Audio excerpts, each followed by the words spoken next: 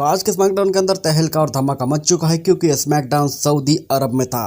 Hello दोस्तों, मेरा नाम है आरजे और आप देख रहे हो आरजे रेसलिंग फैंस। पहला ही मैच हमको Nia Jax versus Priyanka Blair का देखने को मिलता है। एक तरह से तो कंधों के ऊपर उठा ही लिया था प्रियंका ब्लेयर ने, उसके बाद पावर बॉम्ब लगा दिया, लेकिन उसके बाद टिक आउट आता है और ठीक उसके बाद अपना फिनिशर लगा के, क्योंकि प्रियंका ब्लेयर के पैर में चोट लगी थी उस वजह से उनका एडवांटेज उठाया नाया जैक्स ने, अच्छी तरीके से अपना फिनिशर लगा के पिन करके हरा दिया प्रियंका ब्लेयर को नाया जैक्स ने। अब नाया जैक्स वर्सेस वायरा के बीच हमको क्वीन ऑफ द रिंग के लिए मैच देखने को मिलेगा। जो भी इस मैच के अंदर जीतेगा यानी कि कल के दिन वो बन जाएगा क्वीन इन WWE।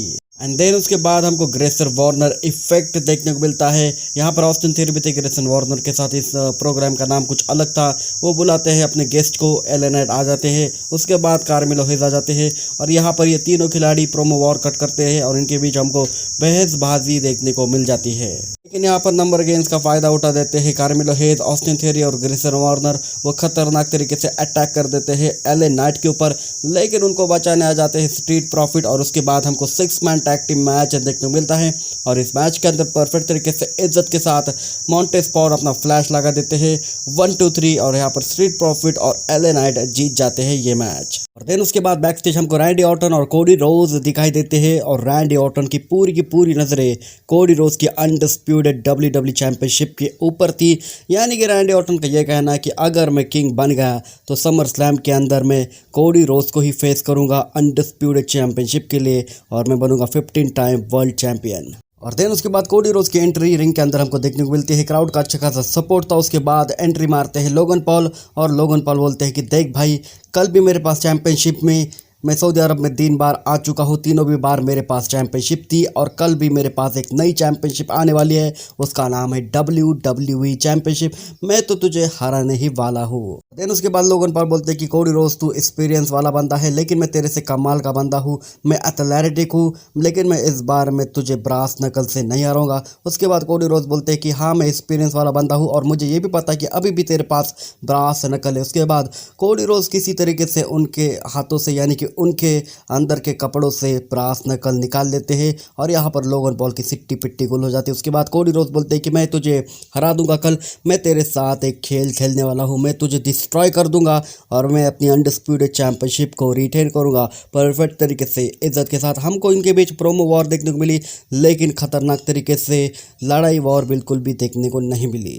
देन उसके बाद AJ स्टाइल का सेगमेंट आता है निक ऑल्डिस के पास। वो निक ऑल्डिस के ऑफिस में जाते हैं और उनसे रहम की भीख मांगते हैं। वो बोलते हैं कि मुझे बस एक चांस दे दो, मुझे क्वालिफाई होना है किंग ऑफ द रिंग के लिए, मैं किंग बनना चाहता हूँ और मुझे चाहिए WWE चैंपियनशिप, मुझे सारी की सारी चैंपियनशिप बेल्ट चाहिए। लेकिन निक ऑल्डिस बोलते हैं कि मैं कुछ भी नहीं कर सकता, मेरे हाथ में कुछ भी नहीं है, मेरे हाथ में ये कुछ भी नहीं है, तुम्हें वो चीज़ अर्न करनी पड़ेगी। लेकिन AJ स्टाइल बोलते हैं कि अब मेरे पास टाइम नहीं है बिल्कुल। अब देखते हैं AJ स्टाइल की स्टोरी आगे कहाँ पुल ऑफ करती है।